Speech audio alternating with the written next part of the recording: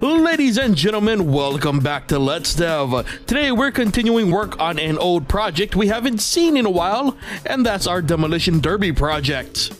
Now, last time we worked on it, we were able to start work on the basics of the movement mechanics, and though we ran into a lot of issues pertaining to angling, collisions, and the like, a lot was learned. And now we're back, smarter, stronger, and ready to do work.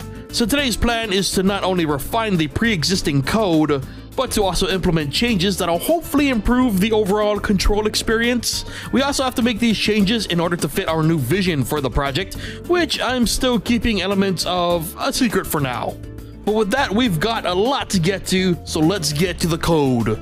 Alright, so finally we're coming back to this project. Took a hiatus from it because I thought that the original idea, while I'm still going to be using it as the base, I thought that it was, in the end, a little too generic. So we're going to try and mix it up. The main thing that we're going to be doing first and foremost is redoing the way that we do the player car. Originally, I wanted the car to, you know, move at all times so that, you know, to make it a little more chaotic so that you're always driving forward. But I realized that it's not necessarily a fun mechanic in the end, because, you know, you're not very much in control, and it's a little too chaotic basically. So we're gonna hopefully try and remedy the issues that came up as a result of my ideas, and we're gonna fix them. So actually, looking over the code, I don't have to do as much rewriting as I thought I would. So first, we're gonna need a new variable, drive speed. How about we go drive speed, so that we can actually give the player control of their speed. So if knockback is 0, we initiate the drive speed. So if drive speed, let's see, how fast should we make the drive speed? We'll make the car pretty fast, so 2 sounds pretty good, at least for now. Drive speed is less than 2. We're gonna have it pick up speed at 0.2, and we'll also put a safeguard in just in case. So if the player presses W and they're not over the drive speed limit, there's an increase of drive speed of 0.2, and if it goes over 2 by some bizarre mathematical discrepancy, then it sticks to 2. So let's see how that works out. So our car should not be moving. Okay. W, there you go. Oh god, okay. So that's a 2 speed. Cool. Okay. Actually, we should make this conditional a general conditional, just in case. So yeah, if the drive speed is over 2 at any point, maintain at 2.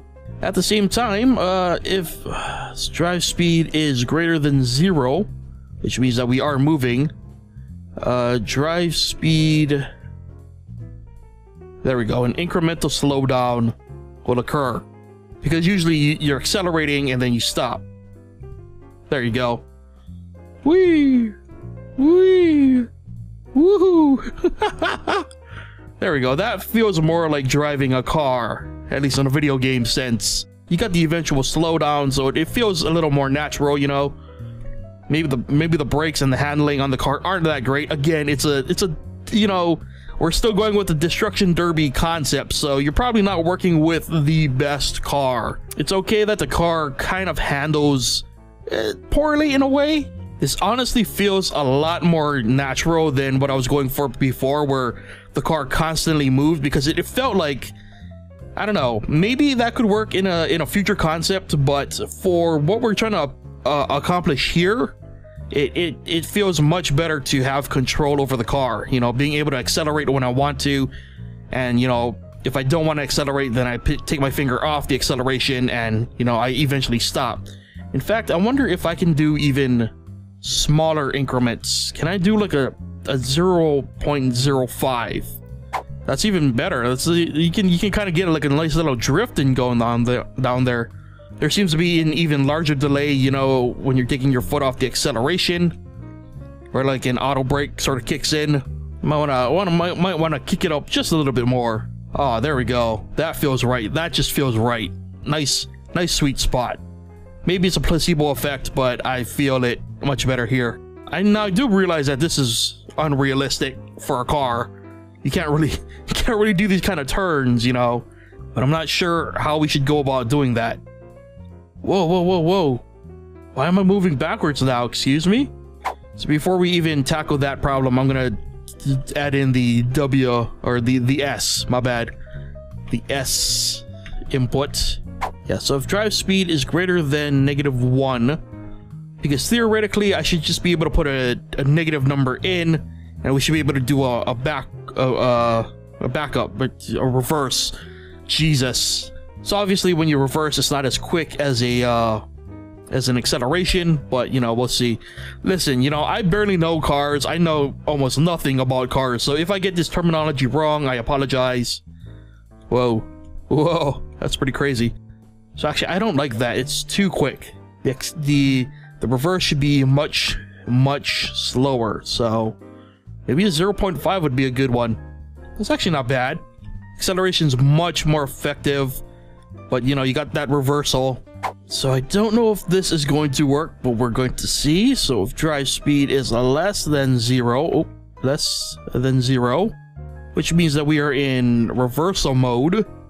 So if we're not pressing back, then drive speed should be 0. So I think what this should do is, if drive speed is less than 0, but we're not backing up, that means, you know, we're pretty much neutral.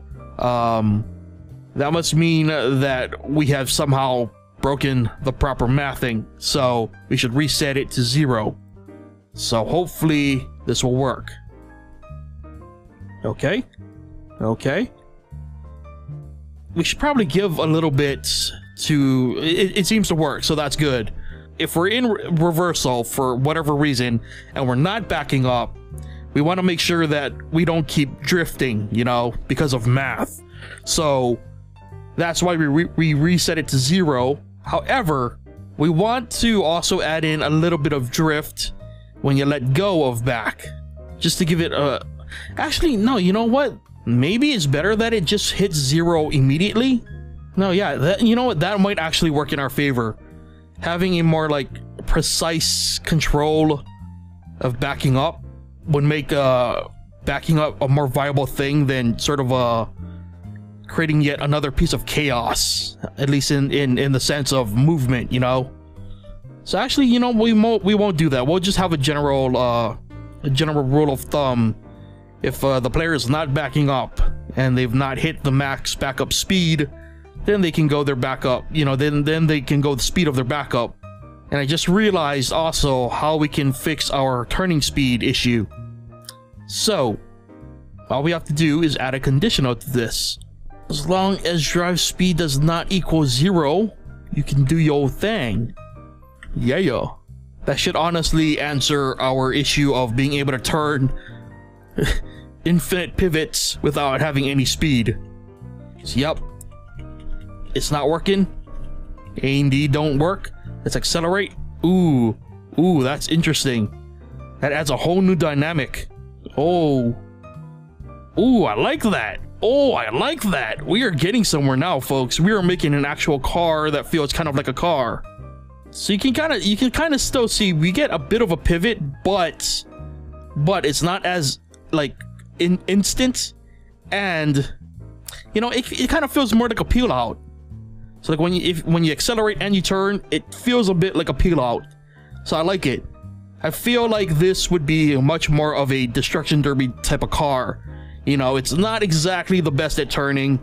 It's not really got a lot of the qualities that make a good car, and it's gonna add enough chaos to the situation in which we're gonna find ourselves in, both trying to accomplish our objectives, but also trying to survive, trying to, you know, use a car. And the fact that we can reverse and accelerate at our own you know, at our own disposal, it works. So I am liking the changes already. I am feeling much better about this project now that we have full control of the car. So that is a good thing. That is very good. That was honestly the most important aspect of this project. It's good. It's good. and the fact that I didn't have to rewrite a bunch of code is just icing on the cake. And that'll do it for this episode of Let's Dev. Remember that if you enjoyed this video or you enjoy Let's Dev in general, be sure to hit that like button. If you're not already subscribed to the channel, be sure to hit that subscribe button. And as always, be sure to leave your thoughts and opinions on the changes to the car's controls in the comment section below. Always love to hear from you guys. Thank you so much for watching, and I'll see you guys next time.